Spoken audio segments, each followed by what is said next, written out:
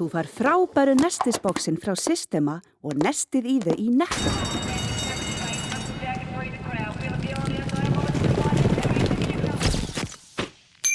Netto, kræsingar og kostakjör.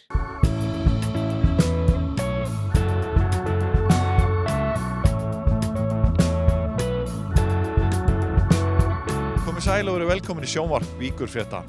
Í þættinum tökum við skóflustungu að 19. aldar kirkju á Vatnsleysuströnd, skoðum ránfiska og kynnum okkur rannsóknar- og þróunarstarf við Bláa lónið. Þá heyrum við fallega bjöllu hljóma í hljómahöll. En við hefjum leikinn á Vatnsleysuströnd. Sigmundur Davíð Gunnlaugsson, forsætisráðherra, tók fyrstu skóflustunguna að Knarrarnes kirkju. Kirkjan mun rísa í túnfætinum við minna Knarrarnes á Vatnsleysuströnd. Kirkjan verður bændakirkja í 19. aldar stíl sem hjónin Anna Rut Sverrisdóttir og Birgir Þórarinsson reisa. Forsætisráðherra sagði þegar hann tók skóflustunguna að athöfnin væri eins og skemmtilegasta og mest uppörvandi opinbera athöfn sem hann hefði tekið þátt í. Tekið þátt í ýmsum svona opinberum athöfnum en enginn þeirra hefur verið jafn sérstæður og uppörvandi og skemmtilega á þessu. Þetta er virkilega ánægilegt að taka þátt í þessu. Þú voru að taka röskla á þessu. Já.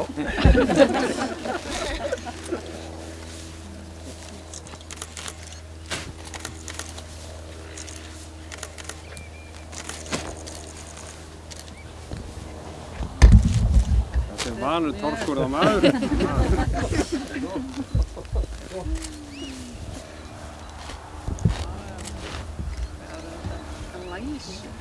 Heldur ekki bara áfram. Áður en skóflustungan var tekin, helgaði séra Kristinn Ágúst Friðfinnsson staðinn þar sem kirkja mun rísa við svokallað brandsleiði. Nýliðinn þriðjudagur var mikill hátíðisdagur hjá ábúendum á minna Knarrarnesi.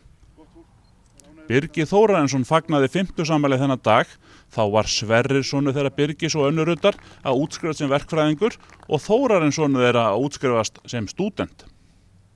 Ástæður þess að Sigmundur Davíð forsætisráðherra tók skóflustungu að kirkjunni má meðal annars rekja til þess að Sigmundur á rætur til minna Knarrarnes, en stjórnarmynduna viðræður Framsóknarflokks og Sjálfstæðisflokks fór einmitt fram á heimilinu að minna Knarrarnesi. Sjónvarp Víkurfrétta ræddi við Birgi þetta sérstaka verkefni í túnfætinum að minna Knarrarnesi.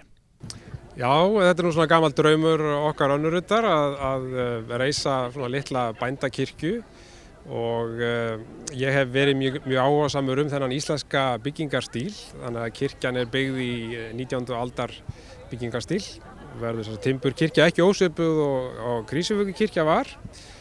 Nú síðan er ég nú guðfræði menntaður og áhugamaður mikill guðfræði, þannig að það má segja að þetta sameini svona mín tvö áhugamál, það er að segja guðfræði og hinn íslenska gamla byggingarstíl. Þannig að það er svona hugmyndir á bakvið þessa kirkju og síðan lofgjörð til Guðs og þakklæti fyrir blessun hans og varðveislu gegnum lífið. Nú síðan rekum við hér litla ferðaþjónustu og væntum þess að ferðamenn kannski hafi áhuga á því að skoða kirkjuna og jafnvel ganga hér í hjónaband. Við höfum fengið fyrirspurnir það, hvort að það sé hægt, þannig að þetta svona kemur alltaf því sama að fólk fá að njóta þess og að ganga í Guðs hús og sjá hvernig þessar litlu kirkjur voru á Íslandi í gamla daga. Segðu bara eins frá þessu stað hérna, minna Knarrarnesi. Hvað kemur til að þú sest að hérna? Já, hér bjuggu amma mín og afi, Margrét Þórarinsdóttir og Brynjólfur Brynjólfsson og ég keypti hér af fjölskyldunni fyrir tæpum 20 árum og við gerðum íbúðarhúsið upp, stækkuðum það töluvert og settumst hér að og njótum þess að vera hér. Hér er kyrrt og gott að vera en hér getur nú líka blásið en maður svona er nær náttúrunni og kann vel að meta það. Og þú innréttaði kjallarinn og settir þar upp glæsilega gistingu? Já, það er lítil íbúð sem við leigjum, 65 fermetra íbúð sem við leigjum ferðamönnum og gengur mjög vel og það er mikil tækifæri í ferðamæskunni en við erum svona alveg á jörðinni og næsta verkefni er að reisa þessa kirkju. Kirkjurnar hafa nú aðeins verið eldaði í starfi. Ég veit eina til dæmis hjá slökkviliðinu á Keflavíkurflugvelli. Já, það er nú reyndar rétt þú minnist á það að þegar ég starfaði þar þá frétti ég af kirkju sem var í Rockville og hún var þar í niðurníðslu og mér fannst nú dapurlegt að horfa upp á þetta þannig að ég kom með þá tillögu við stjórnendur slökkviliðsins að við myndum flytja þessa kirkju í heilu lagi á lóð slökkviliðsins og gera hana þar upp og nota hana sem kirkju og kapellu fyrir slökkviliðsmenn sem þurfa að vinna á hátíðisdögum og öðrum dögum. Þannig að þetta var síðan samþykkt og slökkviliðsmenn unna þessu sjálfboðavinnu og þessi kirkja stendur enn í dag og er ákaflega falleg og vel hefnuð. Þannig að já, það má segja að þetta sé svona kirkja númer 2 sem að ég stend að. Þetta er fallegu dagur hérna á Vatnsleysuströndinni og þú fékkst forsætisráðherrann til að taka skóflustunguna. Hvað ræður þessum degi? Já, Sigmundur Davíð forsætisráðherra, hann gerði þetta mjög vasklega og hann er einnig mjög áhugasamur þennan íslenska gamla byggingarstíl og hann er kirkjunnar maður og við þekkjum hann bæði hjónin og við erum vinnafólk okkar þannig að það lá svona beinast við að óska eftir að hann kæmi og það var ekkert sjálfsagt og hann nefndi það einmitt hér áðan að þetta væri ánægilegasta opinbera athöfn sem hann hafi tekið þátt í þannig að ég þótti mjög vænt að heyra það og það var fallega sagt. Kannski svona lokum, hvenær verður messað í nýju kirkjunni og hefur hún fengið nafn? Já, hún mun heita Knarrarneskirkja en við höfum nú ekki tímasett nákvæmlega hvenær byggingin verður vígð en það er svona stemt að því áður en okkar yngsti sonur Hjalti verður fermdur sem er eftir 5 ár þá verður þessu lokið og kirkjan opnuð. Til að fagna tímamótunum var gestum boðið í þurrabúðina Vík sem reist var árið 1882 í túninu við Minna Knarrarnes. Gestir voru margir í þjóðlegum klæðnaði þar sem íslenska lopapeysan fékk að njóta sín. Veitingamenn grilluðu kjöt og sjávarfang fyrir viðstadda og Birgir Þórarinsson gat ekki stillt sig að grínast aðeins í Guðna Ágússyni við upphaf veislunar.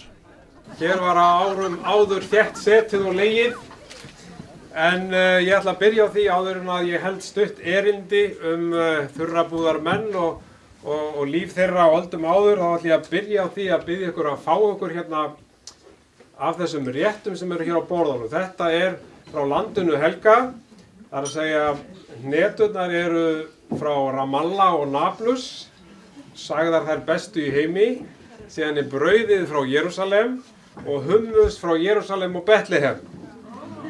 En þetta eru náttúrulega innfluttar landbúnaðarvörur. Þannig að ég ætla að biðja ykkur að fá okkur strax áður en Guðni Ágústsson grípur í tökum.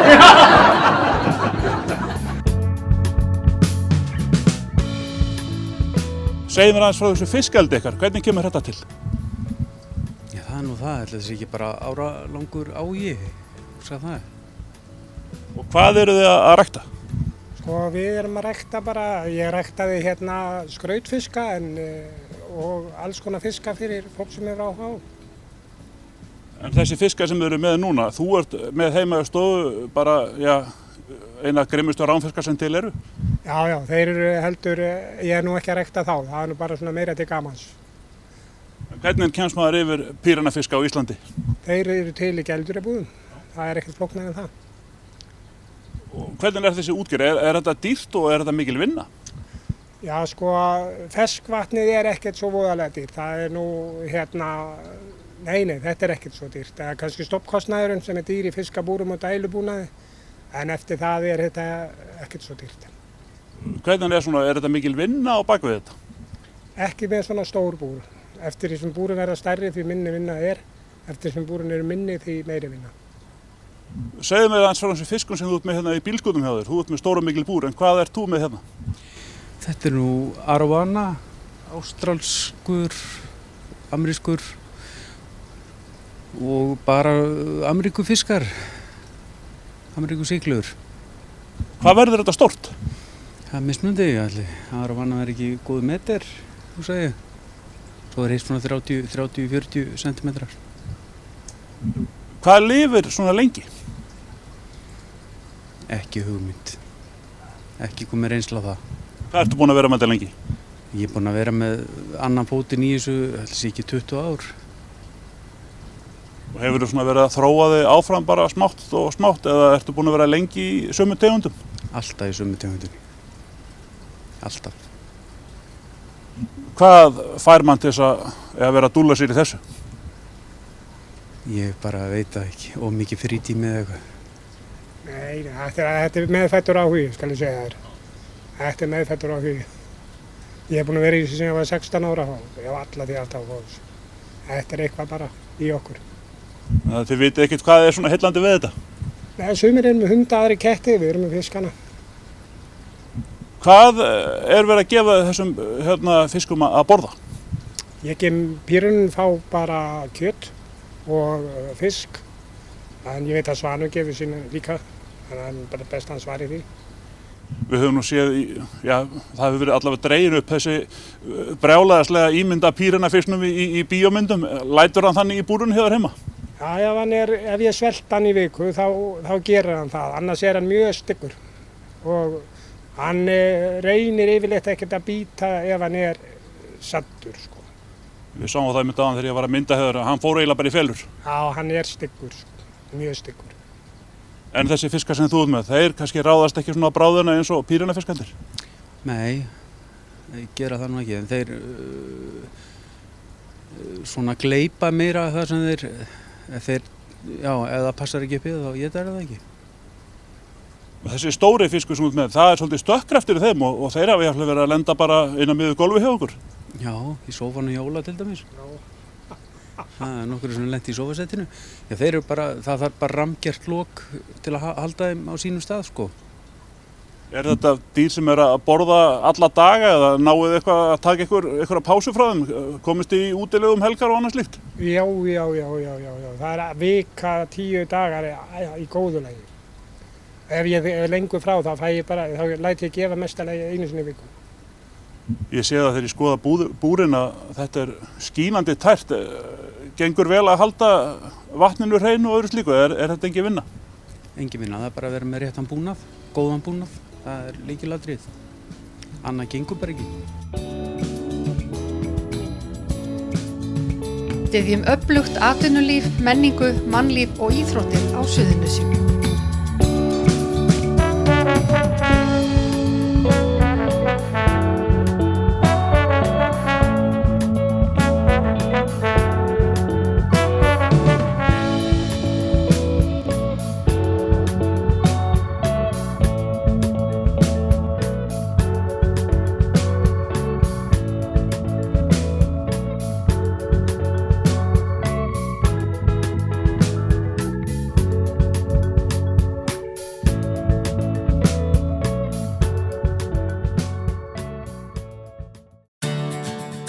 Bókaðu bílinn þinn á bílahótel og láttu degra við hann á meðan hún ferðast. Bílinn bíður þín svo tandur heill við heimkomu, beint fyrir utan. Bílahótel.is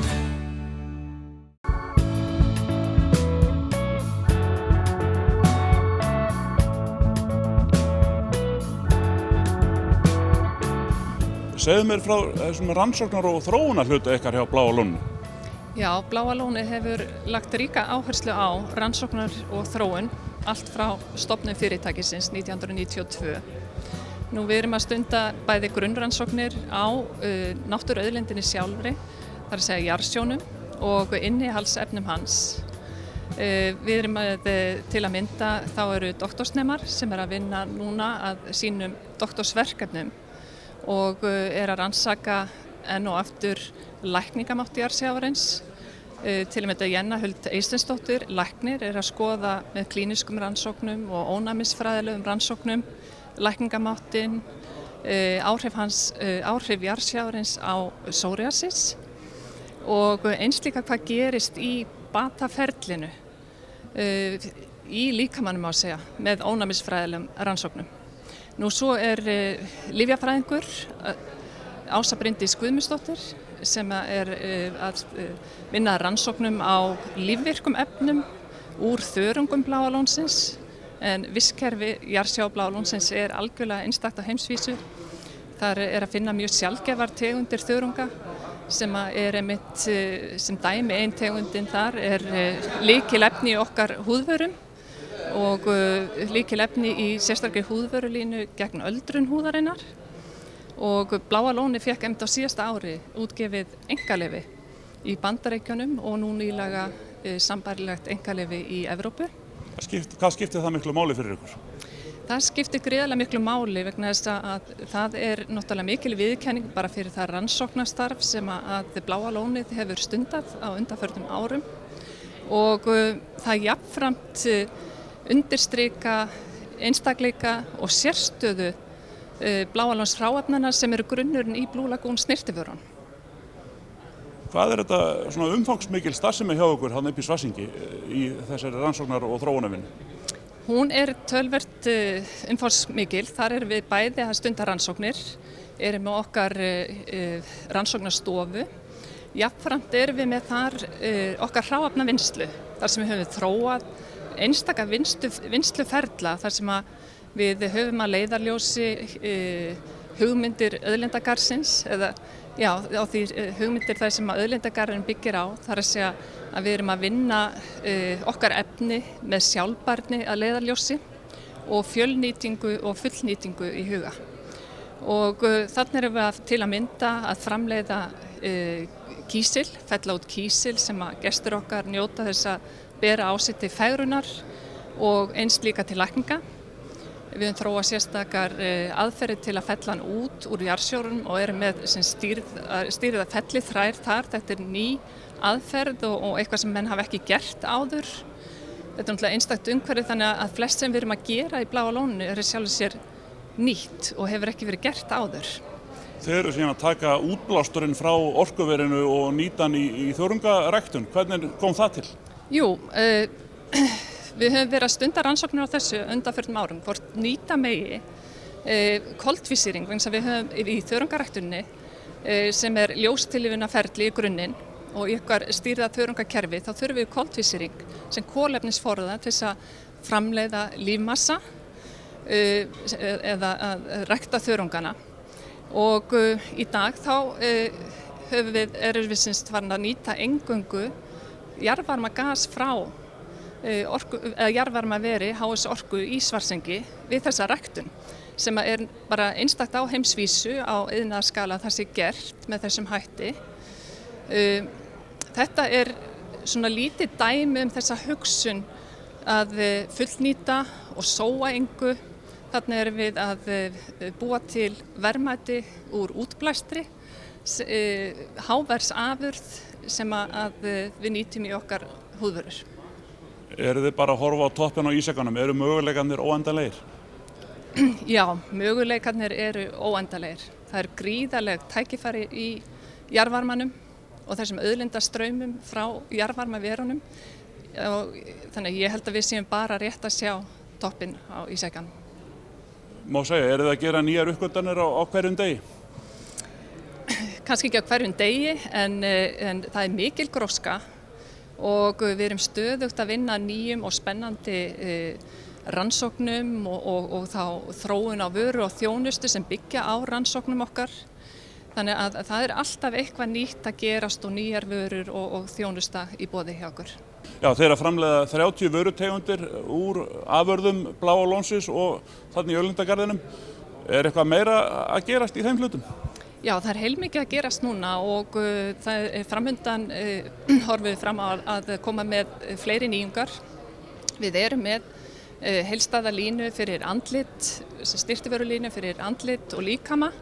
Við erum einnig með sérstaka vörulínu sem eingöngu ætluð sem svona vinnuvörulína fyrir okkar nuddara og snyrtifræðinga þar sem þeir eru að veita Bláa lóns spa meðferði sem við höfum jafnframt þróað og byggja bara okkar einstöku virkuefnum.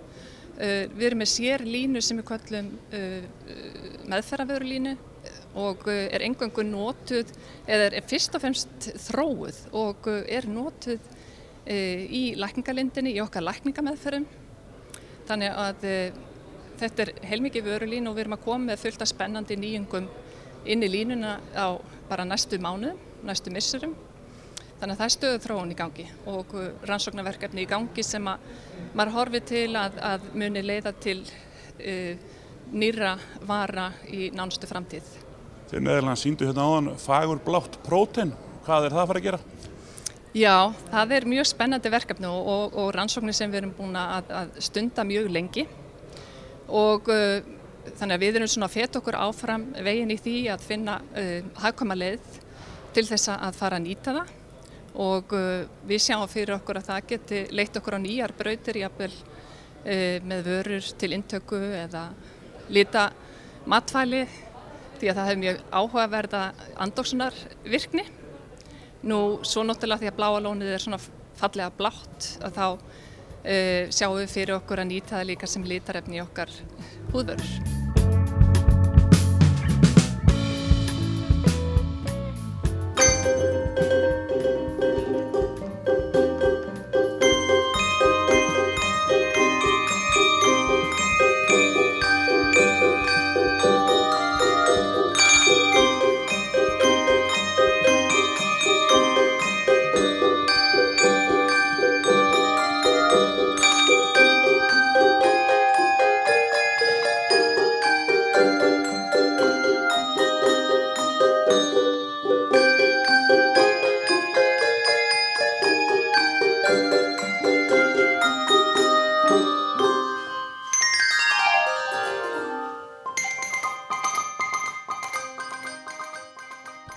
Jæja, eru íslensku bjöllurnar að fara að hljóma víða úti í einni Ameríku? Já, við erum að fara til Ameríku bara í fyrramálið.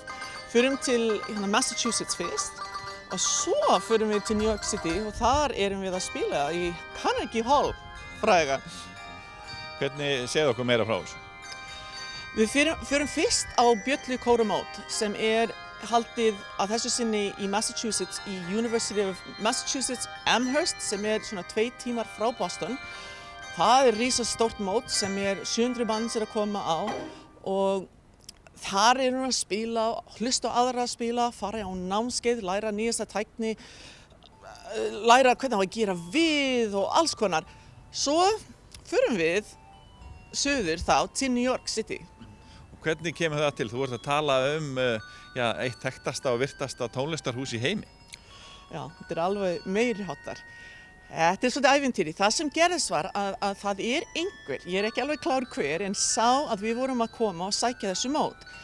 Og þeir hafði áhuga á okkur að því við erum heil sveit að koma og sjálfsögðu Ísland á svolítið öðruvísi. Og þeir hafði samband við mig og spurði hvort ég hafði tíma og áhuga að vera með í stóra tónleikar í Carnegie. Þetta Yale háskóli sem hafði samband. Og þeir voru að stilla upp risastóra tónleikar þar sem þetta frumsamað verk sem fyrir sinfóníuhljómsveit, kór, barnakór og handbjöllur. Og þetta ekki bara eina handbjöllukór. Við erum 2 handbjöllukórar sem þá með sólóhlutverk og svo fleiri handbjöllur sem svona aðra, svona meira svona að hringja bara svona random. Þið eru svona alvöru sveitin? Já, við erum það hefur verið skrifað sólóhlutverk fyrir okkur. Svo, já, þetta mjög spennandi. Ég heiður? Mjög mikið heiður. Hvernig hafa æfingar gengið fyrir þetta? Bara mjög vel. Þetta hefur verið svolítið ævintýri í kringum það að tónskáldið sem heitir Julian Revie frá Yale í Skype með okkur og stjórna æfingum með okkur. Þetta bara svolítið gaman að því svolítið erfitt þegar Skypeið frýs en jæja, fyrir utan það gengur bara mjög vel. Hver aldurinn á þínu fólki sem að spila? Já, þetta krakkar sem menntaskóli, háskóli. Þetta lengst komnu nemendur hjá okkur. Annarkvort hjá okkur eða búin að vera hjá okkur. Þetta nemendur sem búin að vera í lúðrasveit og léttsveit hjá mér í mörg ár. Og ég valdi þeim upphaflega einmitt í þessu bjöllukór sem við byrjuðum með fyrir 3 árum. Út frá því að þeir voru mjög reyndir, kunna lesa nótur og voru góð undir stjórnandans. En svona bjöllu tónlist og bjöllu kórar, þetta ekki frekar sjaldgæft? Það mjög sjaldgæft hér, en það út í Ameríku, það komin svolítið mikið af bjöllukórum, bæði í skólum og kirkjum og þegar ég fór að leita, það var hægt að fara á festival víða, það var eitt í Texas eða eitt í, ég hugsaði bara, það flogið beint á Boston. Það var langþægilegast að fara þangað og svo opnast þessi möguleiki, þessi boð að fara í Carnegie. Það bara frábært. Það ekki algengt að íslenskar sveitir séu að fara í Carnegie? Nei, alls ekki. Og við skulum ekki tala nemendahóp, þetta bara frábært. Og allir spenntir? Mjög svo. mjög svo. Við erum búin að halda tónleikar bæði hér og í Reykjavík og í kvöld lokaæfing fyrir Carnegie og svo bara beint upp í vél í fyrramálið. Við getum sagt að þetta sé enn ein rósin í Hnapaka tónlistaskóla Reykjanesbæjar í Bílabænum. Einmitt, takk fyrir það, já.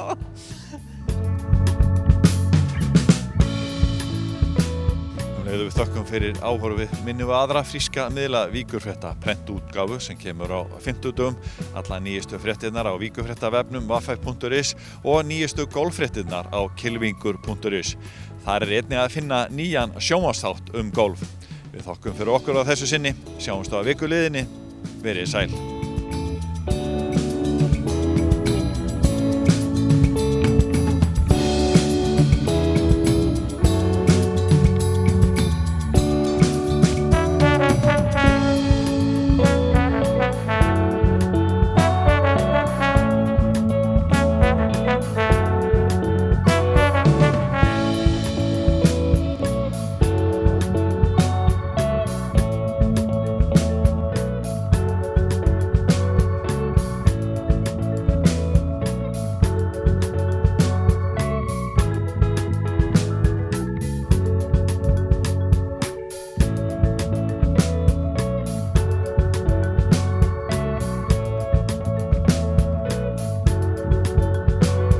Velkomin á Rocksafn Íslands. Þar getur þú prófað að hljóðblanda, spreytt þig á hljóðfærum, skellt þér í bíó, skoða muni úr rocksögunni og margt fleira. Við tökum vel á móti hópum af öllum stærðum og gerðum.